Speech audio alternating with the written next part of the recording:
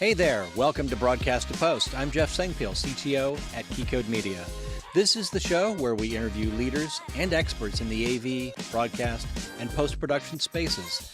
We're giving you the inside tips to grow your media workflows and business today. Welcome to Broadcast to Post. I'm Steve Dupay. Remote live production workflows became a must over the past few years. Now engineers and managers are determining which aspects of their production workflow to keep on site and which will remain remote. We're lucky enough to be joined today by the CTO of EVS, Alex Redfern. Alex is going to discuss the innovation at EVS and the unique ways customers are adopting new technology and new workflows. Before we get started, it's worth mentioning Keycode is a reseller partner of EVS, installing production systems across the country. Alex, thanks for joining us. Hi, Steve. Thanks for having me. Our pleasure. Maybe to kick things off, it might be helpful if we just spend a minute and talk about some of the different methods of remote production. We hear terms bandied about like REMI and at home, all that kind of stuff. Let's start with maybe some definitions of how that all happens. What do we really mean by remote production? I think probably pre-pandemic, they were kind of one and the same. I mean, there was the term REMI, which was quite a US-centric term. Obviously, remote production happened a lot throughout Europe, and then this idea of at home, which I think REMI, remote, and at home pre-pandemic were really one and the same thing, and it just meant doing some form of the production remotely in some way. I guess traditionally, a lot of people started with file transfers, and then the pandemic probably really triggered a change in that. I think you're right. Sorry. Go ahead. You were going to say? Yeah, I was going to say, like the term at home, I know that there was a couple of US broadcasters that used it to mean doing at home productions, doing them in their broadcast center, perhaps remoting from the truck or bringing files back or feeds back from the trucks instead of doing productions in the truck. I think after the pandemic, at home literally meant at home. There was a real sort of a real shift to operators operating directly from their homes. So I think that the one that changed quite a lot is at home. Remote production itself means a few different things, but at home is the one that we saw really change in a big way. Yeah, I remember talking with lots of the sports production companies, all the mobile truck companies, et cetera, that they were very concerned about the cost of T&E for their talent going out in the field, and being able to have them in the office doing more of the production remotely was a big push pre-pandemic, and now everybody wants to stay at home. What are some of the things that make it possible to do that at home? I'm thinking protocols, the key elements that you have to do remote at home or just to do remote in an office. I think it depends on where we start with at-home production, but I mean the IP protocols are obviously necessary. SDI domain doesn't travel well over distance. You need some very long copper cables to achieve that. So you need to shift to IP, and normally you need to shift the compression as well. You need to compress signals. There are some people moving 2110 uncompressed over distance, but it's very hard, and you need a lot of bandwidth. So you move into transport protocols like NDI or SRT that are sort of compressed flows. Generally, those can be brought back in most cases like SRT over open internet. But you need to start thinking about perhaps higher bandwidth transport protocols as well. Things like, I guess, what was traditionally JPEG 2000. Now there's more of a shift towards something like JPEG XS. You need to compress to bring back feeds, real-time video feeds. Right, especially if you're going to ISO a number of different cameras, at 4K or UHD, that becomes problematic. Trying to get those types of data rates over the internet. Tell us a little bit about JPEG XS and where that sits with 2110. I think, obviously being able to compress to something like JPEG XS in terms of I would say a higher bandwidth transport stream is very useful. So you can compress it to sort of the 100, 200 megabit per second range, let's say somewhere between there. It often gives a good trade-off between compression and the ability to move it over latent and, let's say, slightly lower bandwidth networks.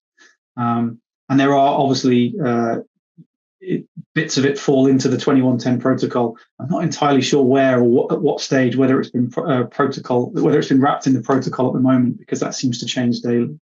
But that's why we seem to see the shift towards JPEG XS within the 2110 protocol in -22 22, 23. I even forget the dashes sometimes. Yep. But it will be more and more important to be able to move those compressed streams. Right. But like I say, it's about the trade-off between compression versus the bandwidth that you have available, how many flows you want to compress. Also, things like timing. You need to be able to time signals to bring them back in sync, especially if you're moving multi-phase cameras and so on. Exactly. That kind of leads us to understanding some of the additional terms like ingest, remote control, remote access, those kinds of things. What are the key components that we have to have in order to have a successful remote production environment? In my view, there's sort of 2 or 3 types of remote production. The first one is like remote feed ingest. You've got a bunch of cameras or feeds on site, normally cameras on site that you want to bring back to a broadcast center. That kind of traditional at-home production where you just said, well, I just want to bring my feeds into my broadcast center. I have infrastructure there, switches, routing, glue, conversion, replays. That all exists. I want to bring my feeds into that broadcast center, and I want to use my in-house abilities to produce my in-house infrastructure. That was sort of pre-pandemic. That was used. It was a few people were doing that, and it was quite possible to do it. Obviously, most people at that point, you needed quite big pipes. You needed the connectivity to the venue or the stadium to bring things back. And again, even pre-pandemic, we were seeing people using like JPEG XS or JPEG 2000 to move feeds between the venue and the broadcast center. So like EVS, for example, with the Neuron product, that's where that's been quite heavily used with Neuron compressors to bring feeds back. Plug in 15, 20 feeds into it and compress them and bring them back. In that instance, generally you want to compress to a higher bandwidth. You want to preserve picture quality. You don't want to throw away too many bits, because when you bring it back into your broadcast center, you want to be able to produce with it. You want to be able to archive with it. And you want to keep it as high quality as possible. And generally, there's sort of dedicated lines, dedicated transport. Your connectivity is dedicated to that purpose. And you might have what was traditionally maybe more of a sort of traditional sort of video line, you might say. You have videos and return video feeds. Perhaps now is shifting more towards data, but even so, it's bringing back feeds. It's not necessarily scalable. I think you can do it to probably sort of 10, 12, maybe 15 cameras. But that times 200 megabits a second, you suddenly start to run into the gigabits per second of bandwidth needed. And that cost adds up very, very quickly then. And also, certainly across Europe, maybe a bit less in the US, but across Europe, lots of venues don't have that type of connectivity available. So it's very hard to get beyond sort of maybe 5, 10, 15 cameras out of a venue at 200 megabits a second per camera, for example. Is that a fiber issue, a connectivity issue? What's the core issue there in Europe?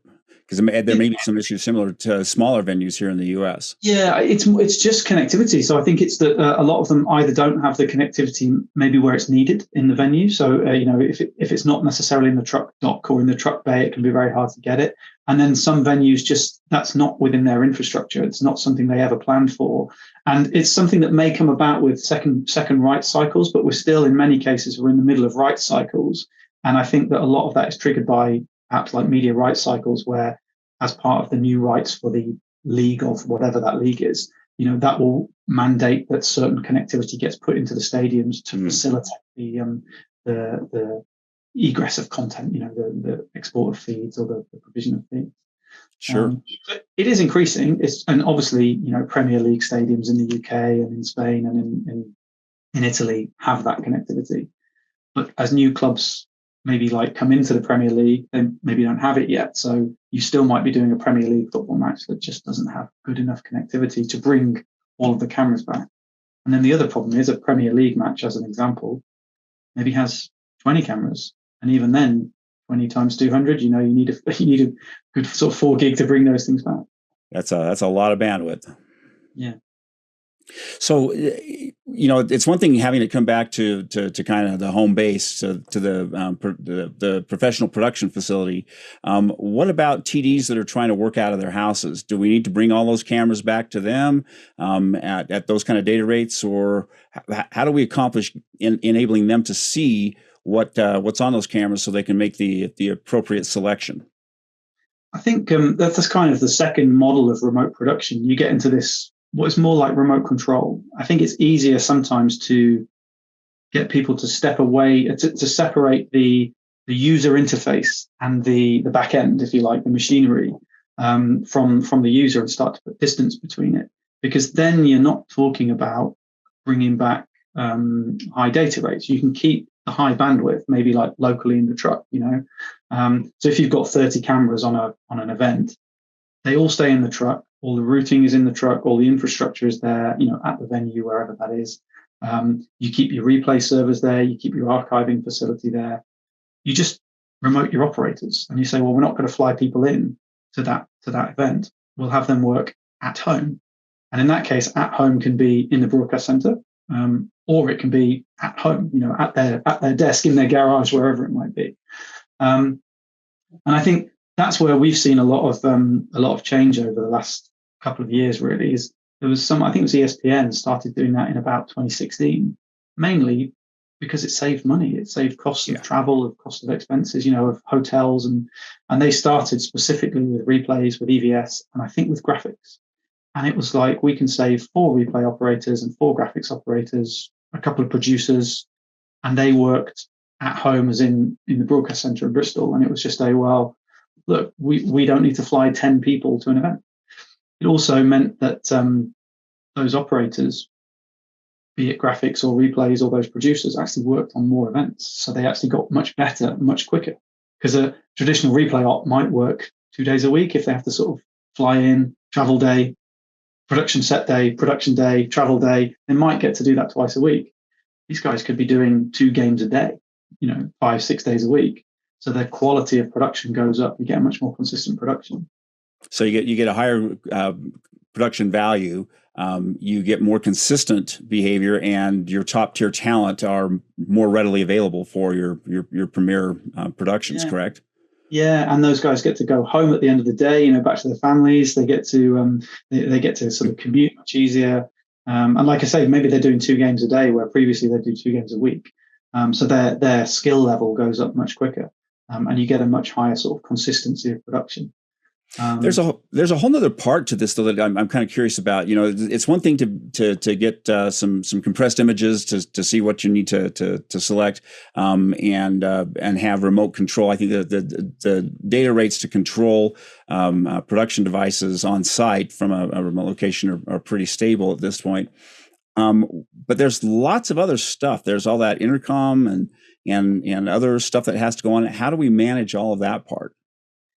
I think when you're in the broadcast center, that's quite straightforward. Normally, again, we come back to that dedicated line between the broadcast center and the truck. Let's say it's a truck, and that's relatively straightforward. Often it's like a layer 2 or a layer 3, network, and it's pretty easy. And also, we can talk about security in a bit, but there's a secure element to it because it's an extension of the broadcast network, which is generally a sort of a protected network.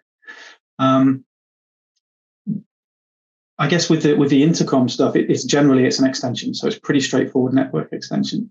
Where it gets interesting is, for me, the flip side of that. Doing it in the broadcast center is relatively straightforward. It's easy to bring multi-viewers back because it's the dedicated line. And where previously, in the previous example, we talked about bringing back multiple video feeds at high bandwidth for the cameras. Now, maybe you need to bring back 2 or 3 production multi-viewers, and that covers everything. Now, that's all you need to bring back. So you're bringing back 2 or 3 video lines. And as you say, the data rate for control is megabits per second. We're not talking gigabits, we're talking megabits per second. Really low bandwidth for control. The flip side is when we talk about at home, as in at home, when people can't go to the broadcast center, that's where it gets interesting, because then it's like, how do I get those things into someone's home? Then the technology has to change, the mindset has to change, the setup, totally changes when you do it at home. What kind of key tools does it that you have to have? So let's say I'm a freelancer. I want to up my game and be more available. But whether it's a lockdown or something else that's going on, or just the inconvenience of having to drive to the production facility, what do I need to do as a freelancer to be able to set myself up to do remote production at my physical residence? I think the what we've seen is generally a good monitor or a couple of good monitors. I think that's the first thing that, as a freelancer, it doesn't really matter what operational position, you need to be able to see feeds. So the first thing you're going to want is quite a good television. And the second thing is a pretty decent internet connection. Now, it's hard to define what pretty decent means because it depends on what you're bringing in. And, if you're bringing in an SRT feed at, say, 20 megabits per second into your house, that's not much different, really, to bringing in Netflix, in UHD or something like that. But you have to be able to balance the fact that your family might be watching Netflix and Disney Plus whilst you're producing, and you need the priority of the SRT feed not going down. So I think there's a certain amount of having a reliable, stable internet connection. The other thing that we start to see more of is when we talk about those peripherals, the intercoms. You need boxes, you need desk space to put an intercom box or an audio monitoring box or that kind of thing. And often they come with just RJ45 connectors, that you need to plug into a network. I don't think that many, in my experience in talking to operators, not many of them set themselves up in that way. They were kits provided by facilities providers or broadcasters. They would send out a kit to make it as easy as possible for the freelancer to be able to operate. So you would see in there a switch / firewall. It would either be one and or the other, because you need to connect to the system. So you need that connectivity. So you need some sort of firewall in place. And security obviously is a really hot topic. You would then plug in the peripherals. And so, like in our case, you'd plug in the remote, you'd plug in the like a mini PC that gives you your application, your viewing application. You might also plug in a your like Readle or RTS or whatever your comms panel. You might also plug in a router panel as well. So you're talking maybe 4 or 5 network ports with the associated security, and then the monitoring to be able to use those. I would say I was going to say it sounds like what you really need to have is a highly reliable network connection that has appropriate data rates that will support the gear that's going to come in, and you've got to have a good workspace, no distractions, no noise, so you can focus on that. And then you touched a little bit on security. That I would think that most of the gear that would come in a fly pack would have most of that taken care of, but making sure that you've got the right kinds of ports open or not open to avoid any traffic and any risk of any interference or surreptitious obtaining of the signal, if you will. Yeah, I think that's why we saw a lot of people shift to something like SRT, because you can deliver it relatively securely into the home over open internet, and then you don't need to worry about things like VPNs. Or firewalls, but for the control part, you're often talking about reaching, a control network, a broadcast control network in a truck or in a broadcast center or wherever. You need to reach that from your home via your home internet. So you need a VPN or you need a firewall in place. It doesn't really matter which one you choose or how you deploy it. So we saw, for example, we had seen and tested with the VPN installed on the mini PC with a VPN client, so you didn't need a firewall. But plug and play for most sort of at-home operators, a firewall was easier because it has 4 ports in it. It's sent out pre-configured, and you just plug this in here, plug this in here. So you're trying to make it as easy as possible. But yet you have to protect the incoming feed. I guess the nice thing is, in most cases, unless you're remote editing, really the media isn't in a way that you can capture it. You'd be capturing the stream of the multiviewer. So it's not like you could easily generate files that you could distribute. Most of the time it's control, or it's a little less risk. It's only as risky as being on the truck. It's just about the connectivity to the truck and making sure no one can get into you to get into that truck, let's say, or broadcasting.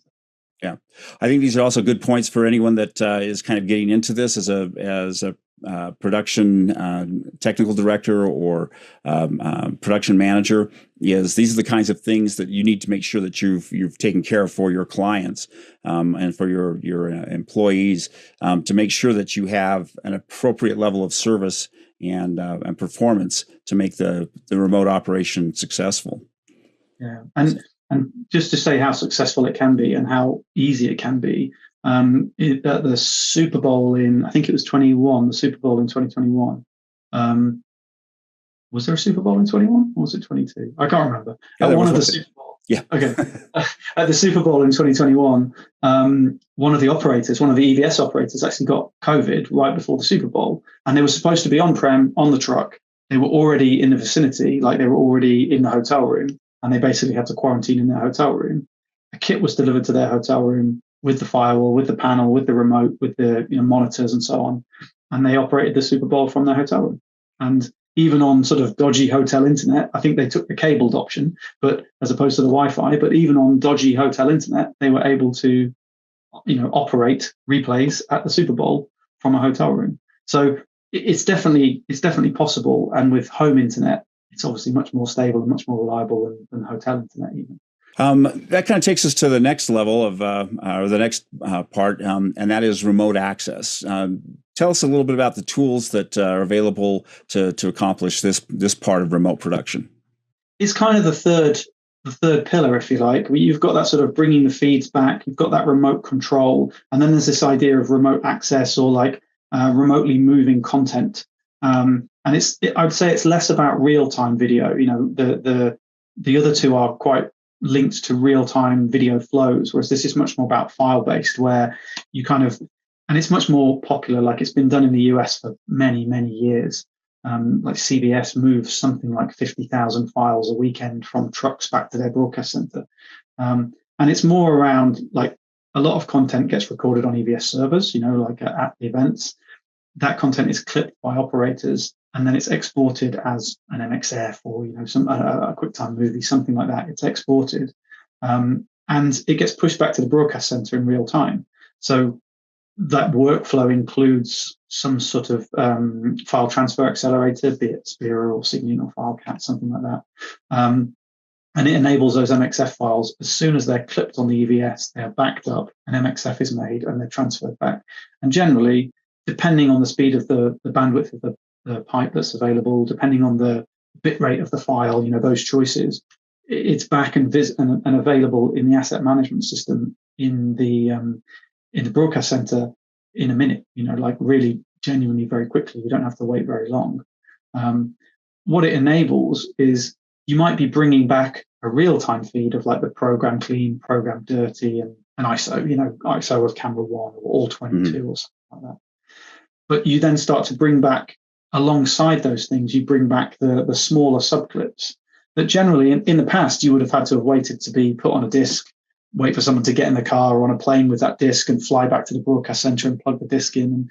And obviously when you start to look at these file transfer workflows, they're available instantly, really as soon as an event happens, you wait a couple of minutes. The nice thing is that it travels with all the metadata. It means that you can bring, if you're logging in your broadcast center or you're sort of adding metadata in some way in the broadcast center, everything ties up because you just kind of use IDs like game IDs or match IDs to say this content relates to this, and everything just kind of syncs together. And it's mainly for sort of post-production and archive workflows, but the speed is actually quite surprising how quickly you can get stuff back from your event to your broadcast center. And it's such a widely used model now that in terms of remote production, we often overlook it because everyone does it really. And, it's such a simple one to do. Right. The ability to immediately begin editing on a growing file in a facility or in a truck has been there for quite a while. And now with that ability to have the same types of things either on-prem or elsewhere is really, really helpful. Where do you see it right now? Is it in terms of a mix between the content remaining on the cloud or being on a virtual cloud on-prem? Is there a shift one way or the other on that? It's a bit of both, I would say. A lot of the time, at the moment, still, a lot of post-production is still on-prem, certainly in the sort of the broadcast center environment. And you generally want to put those files, those MXF files, as close to your post-production as possible. However, obviously, in the last 2-3 years, we've seen an uptick in people migrating post-production to the cloud. So like we've got we're partners with Adobe and someone like LucidLink, where actually there's really interesting workflows to not even use file transfer accelerators and to start virtualizing content across on-prem and the cloud and so on. So there's some really creative solutions out there now. from our point of view, we push a lot of files back to the broadcast center. A lot of that is to do with connectivity. Again, that connectivity is often sort of point to point from the truck to the broadcast center. So there's a lot of movement across that pipe. But increasingly, we're starting to see, so we've developed connectors to S3 buckets, so we can push things to S3, or other cloud storages sort of apply. But we have started moving files directly to the cloud, so they can be edited on when they arrive in the cloud. And we've got now more and more post-production workflows where we see it's like Adobe seats just deployed in the cloud, and moving more and more files up there.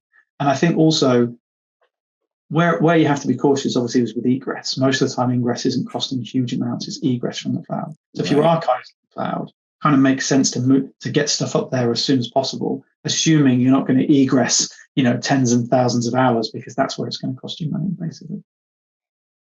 You mentioned doing Adobe on the cloud. Are there other technologies, web-based technologies, microservices that are now more readily available so that you can do all of the processing on the cloud and not have to do that egress to do editing and colorimetry, those types of things? I think there are. So there's one of our partners is Blackbird, and they have a great sort of cloud-based edit platform. What we've started doing is trying to get our content closer to the cloud, so more of our content distribution. So the contribution to the cloud is sort of done. We can push files to S3 buckets or storage devices in the cloud relatively straightforward. There's not really an issue with that. Once it's on the cloud, our asset management systems are microservices based, so they can be cloud native. Most people still deploy them on-prem, to be absolutely honest, but they are cloud ready and cloud native. Even the legacy products, we've sort of proven the lift and shift approach. We said, well, with some of the legacy products, there's not much point to make them cloud native as they'll be replaced. But lift and shift, put them in a VM, put them in the cloud, and they work great. Many people have done that in this industry, so it's a sort of quite a well-proven workflow.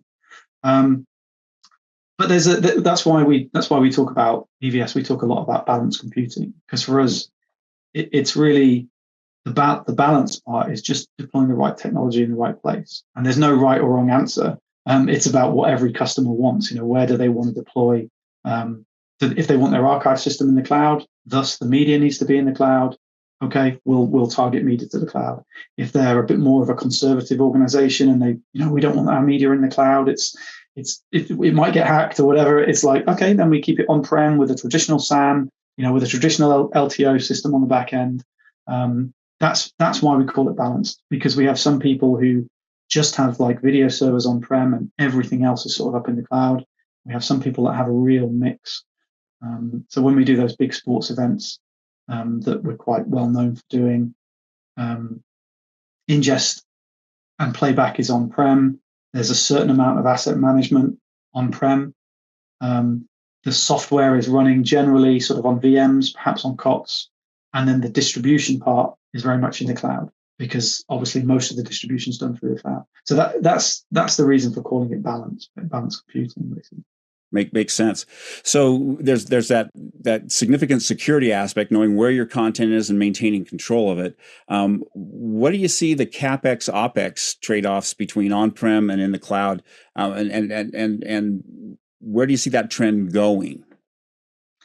That's an interesting question. I think the OpEx and the CapEx part, the broadcast industry traditionally is very CapEx driven, and I think that's something that we are seeing people struggle with, is like, how do we actually fund this?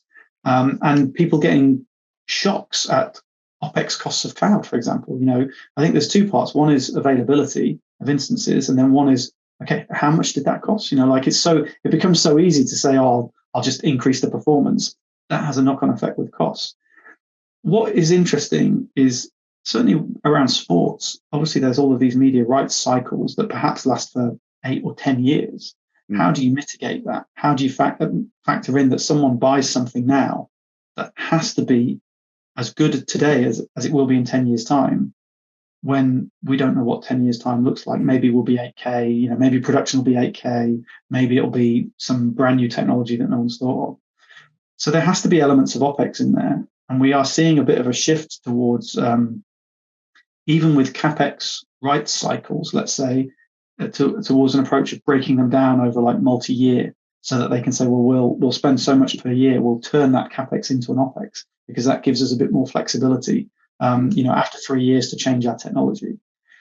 Obviously, the cloud is pretty much only SaaS or OpEx, and our business models in the cloud are SaaS and OpEx as well. So we are going down that route.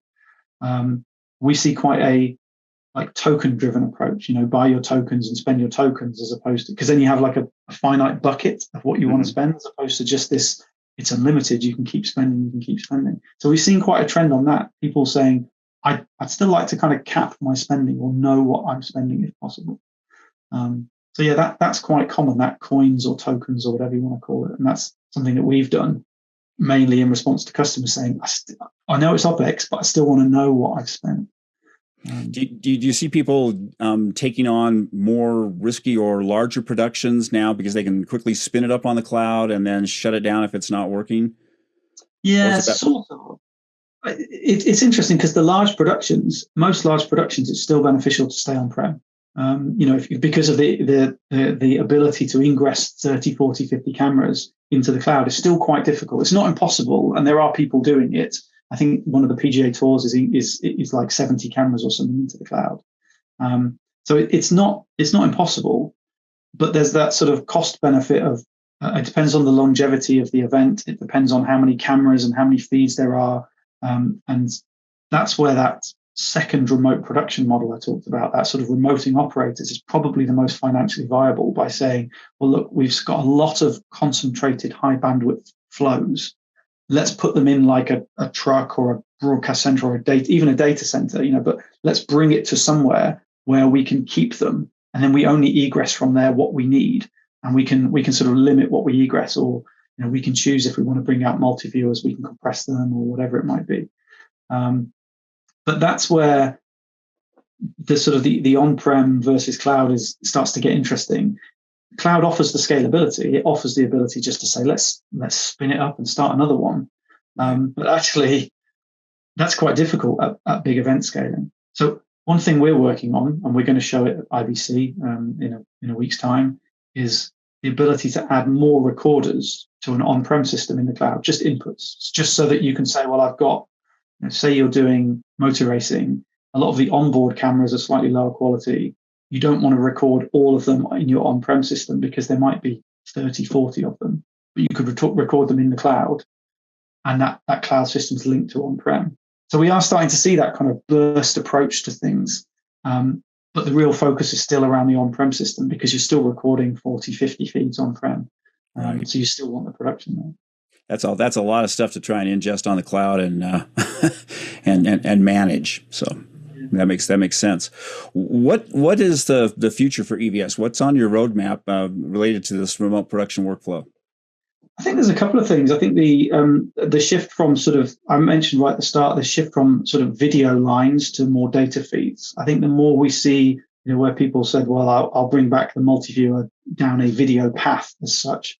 I think people will want to have 10 gigs of connectivity and just move everything as data. And whether it's talkback, comms, just internet for emails, the more that we can segment that pipe and say, I'll reserve 4 gig for this, and for real-time feeds, 1 gig for file transfers, 1 gig for internet, 1 gig for emails and phones, that will become more and more of a thing. So like on our roadmap, we've worked to integrate our multi-viewers as pure data feeds, as pure sort of software.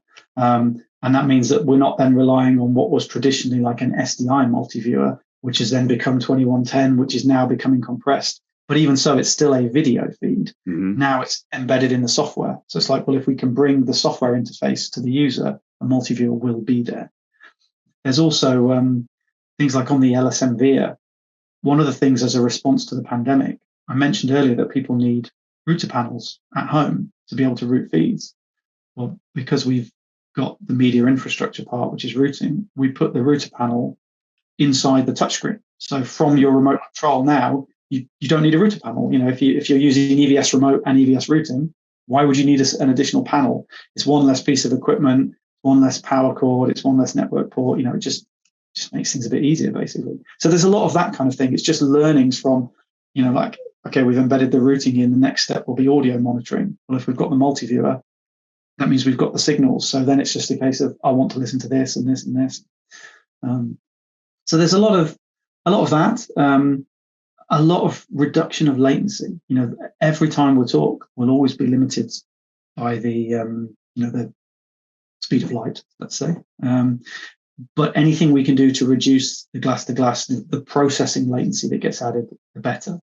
So that's something we're working on quite heavily, as much as possible, like just reduction of latency. It's nothing specific. Everyone is working on it, but it's vitally important. And it's really important for like an EVS operator, because if you're used to like jogging a jog wheel and moving a T-bar, when you're on site, it's instant. It's instant replay. Right. When you're remote, if you've got a beat, even a sort of a beat or half a second, quarter of a second, you feel it and you notice it when you jog the wheel back and then it moves and you press play and then it plays. You really notice it.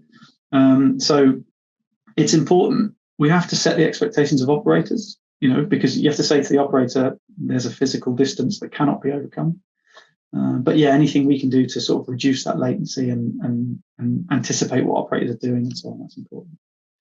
Are there any other techniques that you're using? Are you applying artificial intelligence to it or other things to help with that?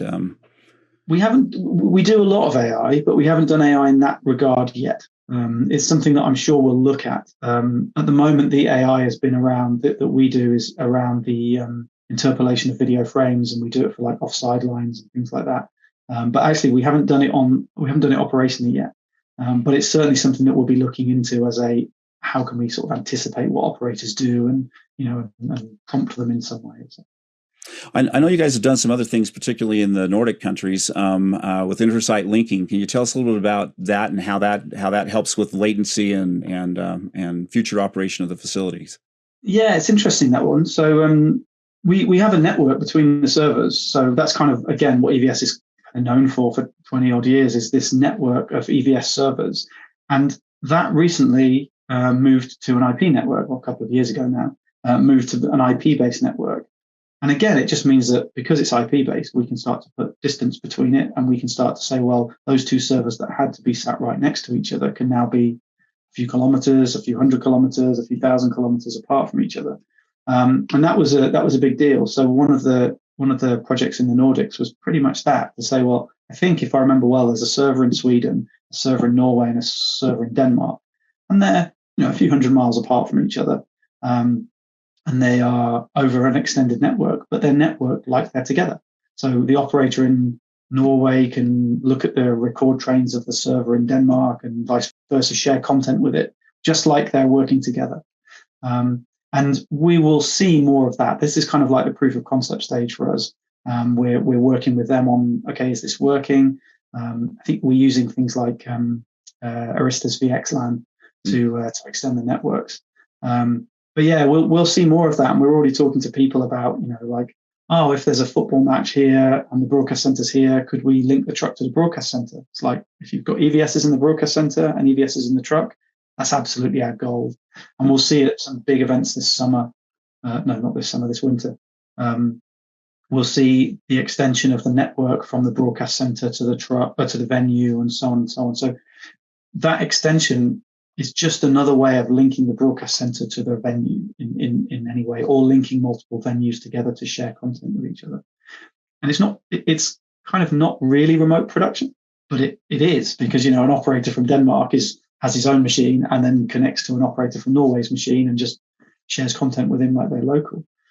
So it's that kind of mix of at home and remote production in one. Sure. Well, it certainly feels like Amazon Cloud or any of the others, just on a different application and a different scale. And once that starts to roll, then there's all kinds of other things I think that can tie into it. So I think that you're onto something there. I think that's.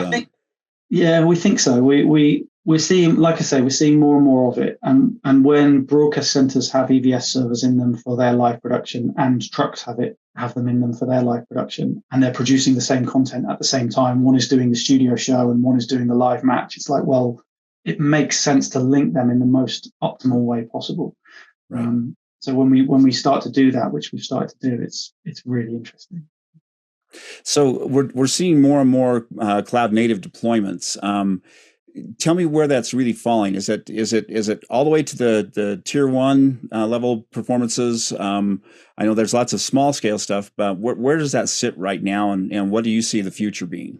I think from our point of view, we'll see more and more lower tier productions migrate to the cloud. The use of on-prem hardware for those lower tier productions is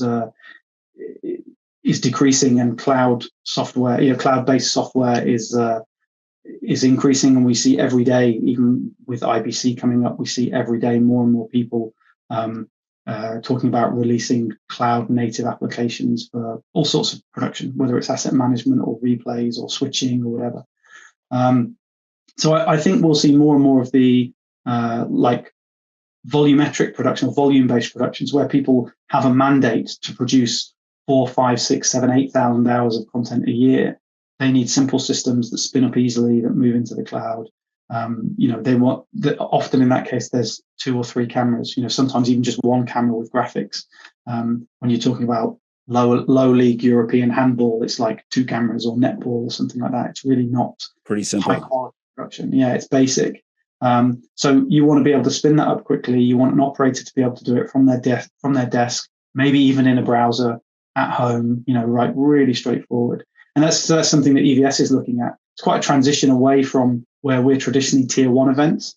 And like I said before, tier 1 events aren't necessarily changing. You still see big trucks. I'm sure there will be fewer of them in the future, but we still see big trucks going to big events. And that part isn't changing. What is changing is the volume of productions at lower level, and the expectation of good quality production at 8,000 hours a year or something is crazy. You need relatively untrained people to be able to sit down and go, okay, I can switch a basketball game or a netball game or a handball game. I can do that without really any training. Right. That's something that we're looking at quite heavily. And those things, because they need to spin up and spin down so efficiently, they need to be cloud native. They need to be based on sort of microservices, or at least container based, so that they spin up and spin down very, very, very, very easily. Sure. It kind of feels to me like the tier 1 type of events and venues will kind of stay on that remote production capabilities with the cloud. They'll leverage that to their advantage, but they'll still do a lot of on-prem stuff because they need the reliability. They need the backup. There's so much more involved that the cloud I don't think it'll ever really be able to solve that until we have remote control football players. I don't see that anytime in the future. I think there's 2 parts to that. One is that Amazon, won the rights to the NFL, for example, but that's being produced by, if I remember, like an NBC production team on a Game Freak truck. So that's still, even though Amazon won the rights to it, it's all 4K. There's 30 something cameras in 4K. Again, You come back to this, how do we ingress that into the cloud? Even Amazon went, we'll do it the traditional way for the next 10 years. Yep. So that's quite interesting, because that's a really sort of tier 1 event, backed by a cloud provider that won the rights to it. And we see Apple going after the rights of the MLS, I think. Similar, I think most of the production will be sort of on-prem based, or quite traditional based, let's say. It's not revolutionary. So that's quite interesting. Thinking about the remote control footballers, though, esports, ironically with esports, still doing traditional broadcast. I was in a broadcast event in Cologne the other week where even that was very traditional. There's a switcher, there's replay ops, there's routing, there's glue. So, and that's a tier 1 event. It was on-prem tier 1 esports event with 20,000 people in an arena watching. Amazing atmosphere. I've never been to one before, but it was a very traditional TV production. And I was a bit like, I thought that with esports things would change. Not necessarily. I think it's still that needing to be in the environment, feel the energy of the crowd, kind of get a sense of that flow, and it's hard to replace that part remotely. Yeah, definitely. Well, cool. Well, this has been fascinating. I really appreciate your time, and I think we learned a lot here, and look forward to more cool stuff coming from EVS. Thank you, Alex. That's great. Thanks for having me. Thanks for watching Broadcast to Post. Please make sure to subscribe to the podcast to receive future episodes. Follow Keycode Media on LinkedIn, Twitter, Facebook, or Instagram to receive news on additional AV, broadcast, and post-production technology content. See you next time, folks.